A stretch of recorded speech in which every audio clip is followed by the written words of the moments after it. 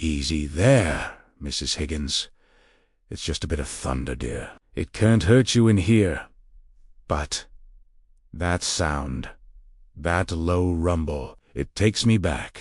You look at my hands now, shaking just holding this cup of tea. But these hands used to hold steady against the strongest gales the Atlantic could throw. I wasn't always stuck in this chair. It was 1964.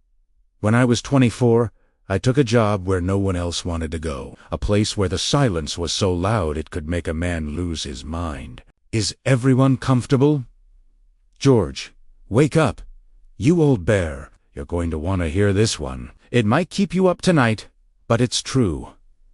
Every word of it? Nurse, Sarah, could you dim the lights just a fraction? It sets the mood.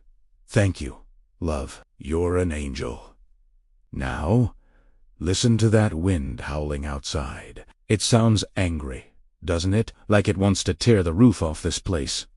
Most people are afraid of the dark or of storms, but not me. I learned a long time ago that the storm isn't what you should be afraid of. It's the quiet after the storm that gets you. We sit here, day in and day out, playing bingo, eating this. What is this today? Mushy peas. We sit here waiting for time to pass. But there was a time when time didn't exist for me. Primera, triato, fiatose. Ese young. My hair was thick and blacky as, stop laughing. Martha, I was quite the looker in my day. I was strong. I could lift a barrel of oil without breaking a sweat. But I was also running away. Running from a broken heart, if you must know. And when you run, you usually end up in the last place. On Earth, you expect. It happened in the winter of '64. When I was 24, I signed a contract to be the relief keeper at Blackwood Rock. It was a lighthouse, miles off the coast of Maine. Just a pillar of stone sticking out of the freezing, gray Atlantic Ocean. I remember the boat ride out there, the captain of the supply vessel, a man named Captain O'Malley. He wouldn't even look me in the eye. He just smoked his pipe and stared at the horizon. When we got close, I saw it. A black tower against a gray sky. It looked less like a beacon of hope and more like a tombstone. "Good luck, kid," O'Malley said, as he tossed my duffel bag onto the wet rocks. "Don't let the light go out, and don't answer the door if no one knocked." I thought he was joking. I laughed. He didn't smile back. The first week was easy. Just routine. That's something we know a lot about in here, isn't it? Routine. Breakfast at 8, pills at 9, nap at 2. But at 24, routine felt like discipline. I needed it. I would polish the brass lens of the lantern until I could see my own reflection, a young man with sad eyes looking back at me. I would wind the clockwork mechanism that turned the light. Click-clack, click-clack.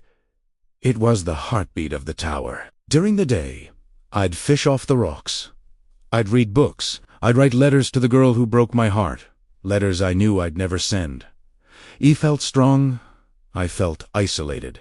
Yes, but in control. I was the master of my own little world. But then, the fog rolled in. It wasn't like the mist we get here in the garden in the mornings. This was thick, heavy, yellow fog. It smelled of old seaweed in decay. It dampened sound. You couldn't hear the waves crashing anymore. You could only hear ... yourself. And when you are 24 and full of regret, hearing your own thoughts is a dangerous thing. It was my 10th night on the rock. The foghorn was blowing automatically every 2 minutes. Boom, boom. I was sitting in the galley, making a cup of coffee-strong black sludge. Not like this tea we drink. And I heard it. It came from the heavy iron door at the base of the tower. Now, George, put yourself in my shoes. I am 10 miles from the mainland. The water is freezing. The currents are deadly. There are no boats. Who, ... or what, could be tapping on the door? I froze. I told myself it was a bird. A seagull crashing into the metal. I went back to my book.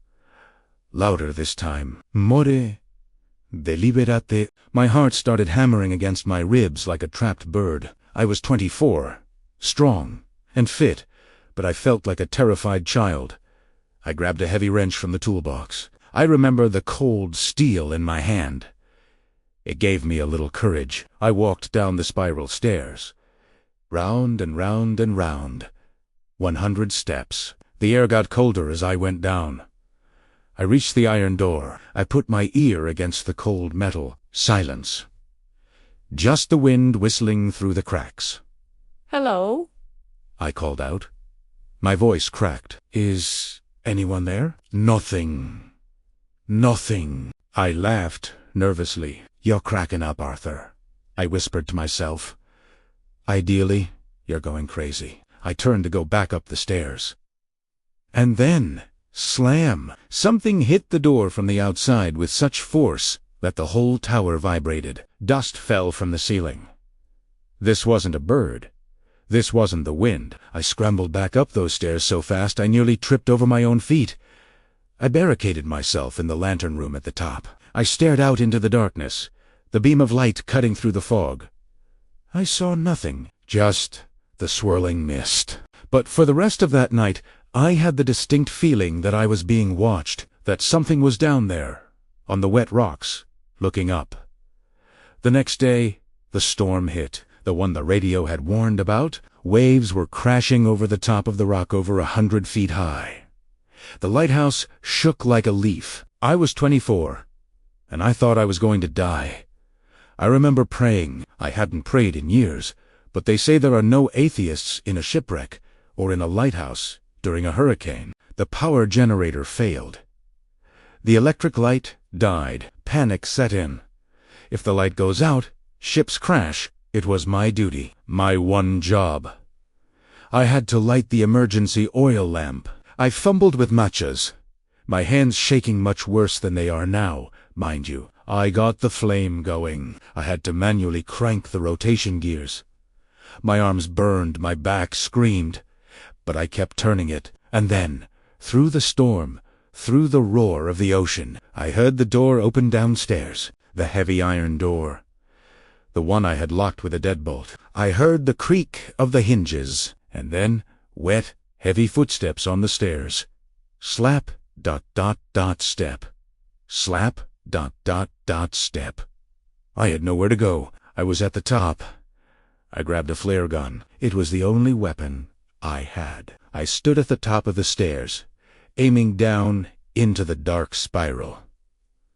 "Don't come up!" I screamed. "I'm armed." The footsteps stopped. Right below the lantern room floor, I could hear breathing. Raspy, wet breathing, like someone whose lungs were full of water. I was 24. I had my whole life ahead of me, and I thought it was ending right there. "Who are you?" I yelled. A voice drifted up from the darkness. It was faint, sad, and sounded like it came from a great distance. "Help me, dot, dot, dot." I didn't shoot. Something in my gut called it instinct. Call it madness told me not to shoot. I lit a flare and dropped it down the stairwell. The red light sizzled and illuminated the stairs.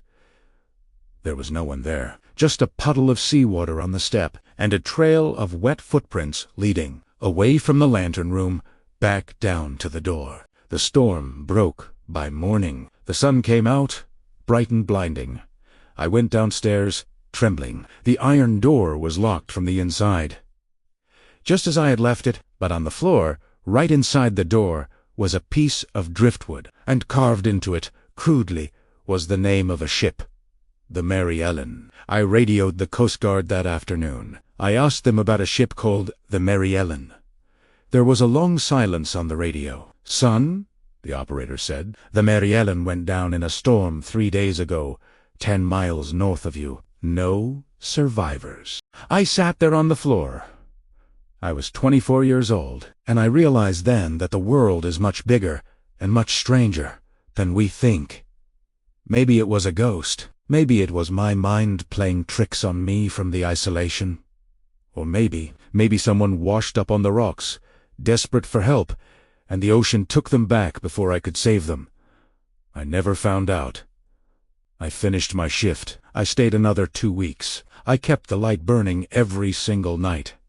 I never missed a rotation, because I knew, somewhere out there in the dark, Someone was looking for it. Mr. Arthur takes a sip of his lukewarm tea. He looks around the room.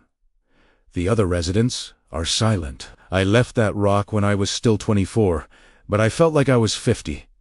My hair had even started to turn gray at the temples. I learned something up there. We spend so much of our lives worrying about the future or regretting the past, like I was doing over that girl, but when you are alone in the dark and the storm is beating against the glass, none of that matters. All that matters is keeping the light burning, just keeping that one little flame alive. Martha, are you crying? Oh, don't cry. Dear, it was a lifetime ago, Luke, at Ors.